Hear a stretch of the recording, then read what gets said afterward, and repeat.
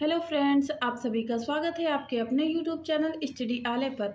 आज हम पढ़ाएंगे आपको क्लास 7th का साइंस, जो आज होगा पार्ट 9। क्या है आज का टॉपिक? है अम्ल, क्षार और लवण। ये तीनों ही टॉपिक आज कवर करेंगे। तो क्लास 7th पार्ट 9 और हमने पार्ट 8 तक करवा दिया है। प्लेलिस्ट में आप जाइए मेरे चैनल पर और देखिए जाके। तो चलिए वीडियो को स्टार्ट करते हैं। और पहला प्रश्न हो जाएगा कि अम्लों का स्वाद कैसा होता है? तो अम्लों का स्वाद खट्टा होता है। क्षारकीय पदार्थ का स्वाद कैसा होता है? तो कड़वा।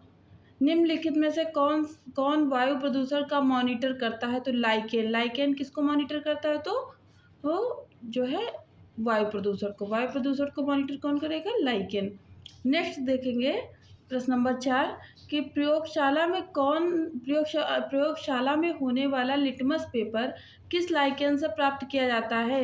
तो लाइकेन का नाम क्या है? रोसेला। रोसेला एक लाइकेन का नाम है जिससे हम लिटमस पेपर प्राप्त करते हैं। और आपको पता है लिटमस पेपर से हम क्या पता लगाते हैं? अम्लीय और क्षारीय। लिटमस प्राप्त किया जाता है किससे? लाइकेन से। लाइकेन से क्या प्राप्त किया जाता है? जो है लिटमस पेपर। ये क्वेश्चन इंपॉर्टेंट है, इसीलिए कई बार ये लिटमस पेपर आ रहा है और लिटमस पेपर से सारे क्वेश्चन कंप्लीट हो जाएंगे। प्रश्न नंबर 6 देखेंगे कि निम्न में से कौन से पदार्थ की प्रकृति क्षारीय है? तो चूने का पानी कैसा होता है? क्षारीय। चूने का पानी कैसा है? क्षारीय प्रकृति का है।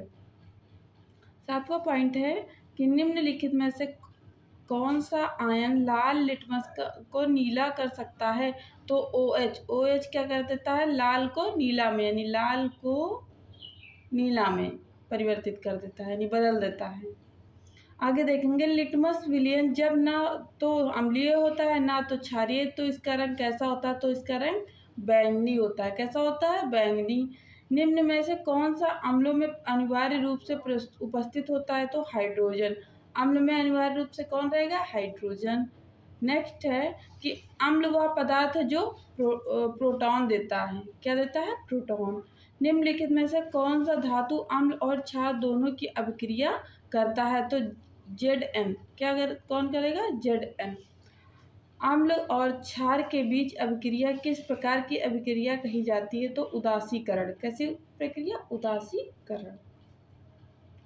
13 नंबर पॉइंट है कि धातुओं के ऑक्साइड पर अम्ल के प्रभाव से कौन सा यौगिक उत्सर्जित होता है? तो धातु लवण। विलयन में H+ आयन की निर्माण से पदार्थ की प्रकृति है तो अम्लीय। पदार्थ की प्रकृति कैसी होगी?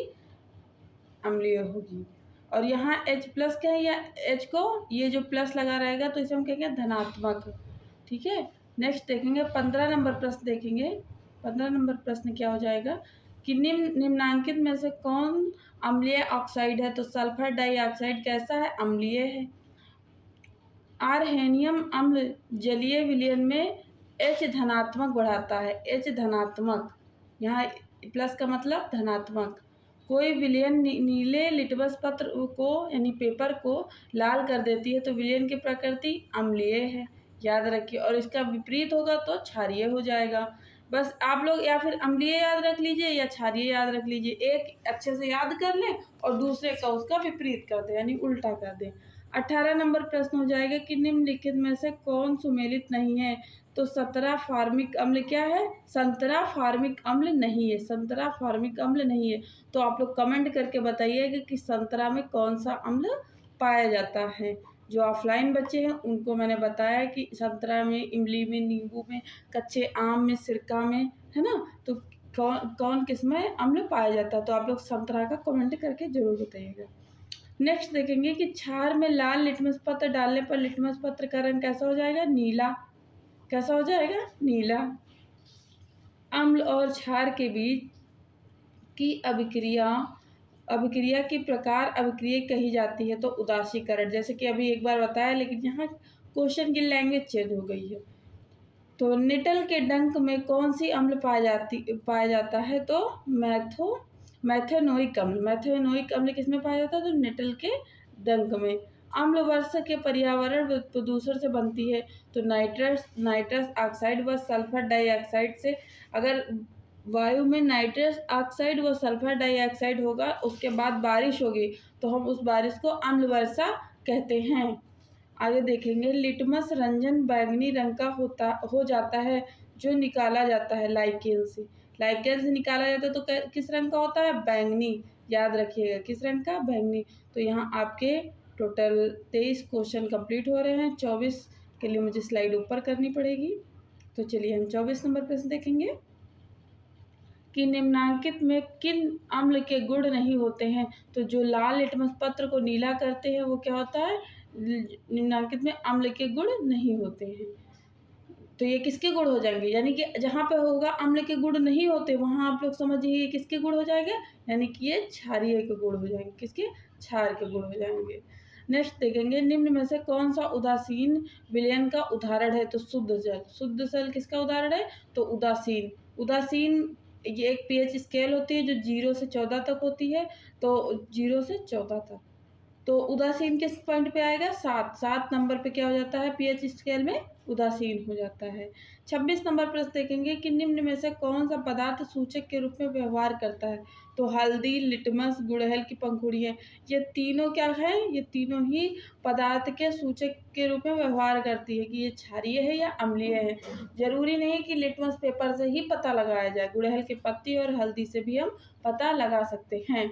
नेक्स्ट देखेंगे कि अम्ल और क्षारक की अभिक्रिया से कौन सा पदार्थ निर्मित होता है? तो लवण। कौन सा होगा? लवण। चींटी के डंक में कौन सा अम्ल पाया जाता है? तो फॉर्मिक अम्ल पाया जाता है। जैसे कि अभी मैंने बताया था संतरा में नहीं पाया जाता, तो आपको कमेंट करना है कि संतरा में कौन सा अम्ल पाया जाता है। मनुष्य के आमाशय में कौन सा अम्ल स्त्राव होता है? तो हाइड्रोक्लोरिक अम्ल, जिसे हम HCl भी कहते हैं। क्या कहेंगे? हाइड्रोक्लोरिक अम्ल को HCl। नेक्स्ट है कि अम्ल और क्षारक आपस में अभिक्रिया करके बनाते हैं, तो क्या बनाएंगे? लवण, जल और ऊष्मा। जब मृदा अत्यधिक अम्लीय हो जाती है तो उसे उपचारित किया जाता है चूना से। किसे? चूना से। कैसे? साबुन की प्रकृति होती है क्षारीय। जो साबुन होती है वो कैसी? अम्लीय होती है, क्षारीय होती है? तो क्षारीय होती है। 33 नंबर प्रश्न है कि एक विलयन नीले लिटमस पेपर के रंग को नहीं बदलता है, विलयन की प्रकृति है उदासीन या क्षारीय। कोई विलयन नीले या लाल लिटमस पत्र के रंग को नहीं बदलता है, तो विलयन की अगर कोई कलर में बदल ही नहीं रहा तो वो उदासीन हो जाएगा। कैसा हो जाएगा? उदासीन। सफ़ेद कमीज पर पड़ा हल्दी का दाग साबुन से धोने पर लाल क्यों हो जाता है? क्योंकि साबुन की प्रकृति कैसी है? क्षारीय होने के कारण हो जाती है। तो आज ये बात आपको पता चल गई होगी कि अगर साबुन हल्दी लग जाए कपड़े में तो साबुन धोने से वो किस रंग का हो जाता है? लाल हो जाता है। और क्यों हो जाता है? तो साबुन की प्रकृति कैसी है? क्षारीय होने के कारण। 36 नंबर प्रश्न देखेंगे कि निम्नलिखित में से पदार्थ क्षारीय प्रकृति के हैं। तो बेकिंग सोडा। बेकिंग सोडा कैसा होता है? क्षारीय होता है। दही में कौन सा अम्ल पाया जाता है? तो लैक्टिल अम्ल पाया जाता है। कौन सा अम्ल? लैक्टिल। लाल लिटमस के नीले रंग की में किसके द्वारा बदल दिया जाता है? तो क्षारक द्वारा। किसके द्वारा? क्षारक द्वारा। वर्षा को जल अम्लीय किसके कारण होता है? तो carbon dioxide, sulphur dioxide, nitrogen oxide. 40 number प्रश्न है कि निम्न में कौन सा पदार्थ क्षारीय प्रकृति के हैं? तो बेकिंग सोडा, साबुन और चूने का पानी, ये तीनों ही किसके उदाहरण हो जाएंगे? तो क्षारीय के, क्षारकीय के। गुड़हल की पुष्प का सूचक अम्लीय विलयन को कैसा कर देता है? तो गहरा गुलाबी। कैसा कर देता है? गहरा गुलाबी। एनसीईआरटी के 7th की बुक में आप लोग देख लीजिए जाके, गहरा गुलाबी की भी चर्चा होगी। ये सारे प्रश्न एनसीईआरटी से ही रिलेटेड है। तो हम 42 नंबर प्रश्न देखेंगे कि गुड़हल के पुष्प का सूचक क्षारीय विलयन को कैसा कर देता है? तो हरा कर देता है। एसिड शब्द की उत्पत्ति किस लैटिन शब्द से हुई? तो एसियर से। किससे हुई है? एसियर से। जब विलयन क्षारीय होता है तो फिनाल्फेथिलीन कैसा रंग देता है? तो गुलाबी। कैसा रंग देगा? गुलाबी। साबुन में कौन सा क्षारक होता है? तो सोडियम हाइड्रोक्साइड और पोटेशियम हाइड्रोक्साइड होता है। आंवला में कौन सा अम्ल पाया जाएगा? तो एस्कॉर्बिक अम्ल। एस्कॉर्बिक अम्ल पाया जाएगा और विटामिन सी होता है। इसकी कमी से कौन सा रोग हो जाएगा? कमेंट करिएगा, क्योंकि इससे पहले वाली वीडियो में मैंने बता रखा कि विटामिन सी की कमी से कौन सा रोग हो जाएगा। CaO का रासायनिक सूत्र का नाम है बिना बुझा हुआ चूना। बिना बुझा हुआ चूना का रासायनिक नाम कैल्शियम ऑक्साइड। देखिए यहाँ दोनों क्वेश्चन में थोड़ा सा चेंजिंग है, लेकिन क्वेश्चन को पूरा पूरा तरीके से बदल रहा है। तो हर टाइप के क्वेश्चन आपको ध्यान में रखना है। 49 नंबर देखेंगे कि बुझा हुआ चूना का रासायनिक नाम है कैल्शियम हाइड्रोक्साइड। पुताई की गई दीवारें के बनने के कारण 3 से 4 दिनों में चमकदार दिखाई देती है, तो कैल्शियम कार्बोनेट की वजह से। जब मृदा अत्यधिक अम्लीय हो जाता है तो उसे किन क्षारकों से उपचारित किया जाता है? तो बिना बुझा चूने यानी कैल्शियम ऑक्साइड और बुझा चूना कैल्शियम हाइड्रोक्साइड। तो ये उदाहरण है, इनको अच्छे से याद कर लीजिए। आगे हम देखेंगे कि फिनाल्फथीलीन और अम्ल के विलयन में सोडियम हाइड्रोक्साइड मिलने पर विलयन का रंग कैसा होता है? तो गुलाबी। कैसा होगा? गुलाबी। फिनाल्फथीलीन सूचक अम्ल के साथ अभिक्रिया करके कैसा रंग देता है? तो रंगहीन, कोई रंग नहीं देता है, यानी कि वो रंगहीन होता है। तो 54 नंबर प्रश्न के लिए मुझे स्लाइड ऊपर करनी होगी। तो देखेंगे यहाँ से 54 नंबर प्रश्न, और आज टोटल 67 प्रश्न होंगे। तो 54 नंबर प्रश्न हो जाएगा, कारखाने के अपशिष्ट को जलाशय में विसर्जित करने से पहले कौन सा पदार्थ से उदासीन किया जाता है? तो क्षारकीय। किस पदार्थ से? क्षारकीय। जब चींटी काटती है तो क्या त्वचा में क्या डाल देती है? तो अम्लीय द्रव। क्या डाल देती है? अम्लीय द्रव। चींटी काटती है ना, तो फिर आप लोग जो जानते हो, उस लगभग सभी को चींटी काट रखी हो। डंक के प्रभाव को नमी युक्त खाने का सोडा सोडियम यानी हाइड्रोजन कार्बोनेट अथवा कैलामाइन विलयन मिलाकर उदासीन किया जा सकता है, जिसमें होता है जिंक कार्बोनेट। क्या होगा? Zinc carbonate. रासायनिक उर्वरकों का अत्यधिक उपयोग करने पर मृदा को बना देता है कैसा? अम्लीय। अमाशय में किसकी आवश्यकता से अधिक मात्रा होने से अपाचन हो जाता है? अम्ल की। सोडियम हाइड्रोक्साइड का सूत्र है NaOH।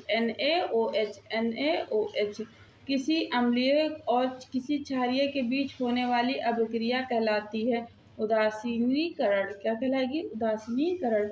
लवण की प्रकृति का होता है अम्लीय, क्षारीय, उदासीन। 62 नंबर प्रश्न है कि कोई पदार्थ अम्लीय है अथवा क्षारीय, इसका परीक्षण करने के लिए विशेष प्रकार का उपयोग किया जाता है। यह पदार्थ कहलाते हैं, क्या कहलाएंगे? सूचक। तो अगर कोई पूछेगा सूचक क्या है, तो अम्लीय और क्षारीय का परीक्षण में पता लगाते कि ये चीज़ अम्लीय है या क्षारीय है, तो उसे हम क्या कहेंगे? उस चीज़ को सूचक। जैसे लिटमस पेपर भी एक सूचक ही हुआ ना। 63 नंबर प्रश्न देखेंगे कि संतरा नींबू में कौन सा अम्ल पाया जाता है? जैसा कि मैंने अभी ये क्वेश्चन पूछा था, लेकिन अब चलिए क्वेश्चन आ ही गया तो याद कर लीजिए। साइट्रिक अम्ल। क्या पाया जाता है? साइट्रिक अम्ल। खिड़की के कांच आदि साफ करने के लिए उपयुक्त मार्जक है, तो अमोनियम हाइड्रोक्साइड। बेकिंग सोडा खाने का सोडा को गर्म करने पर विघटित होकर कौन सी गैस के बुलबुले देता है? इसलिए पेस्ट्री केक आदि में छोटे छोटे छिद्र हो जाते हैं, तो कार्बन डाइऑक्साइड। क्या देता है? Carbon dioxide. 66 नंबर प्रश्न है कि बेकिंग सोडा का रासायनिक नाम क्या होगा? Sodium bicarbonate. सोडा वाटर व अन्य पेय पदार्थ कौन सा अम्ल होता है? तो कार्बोनिक अम्ल होता है।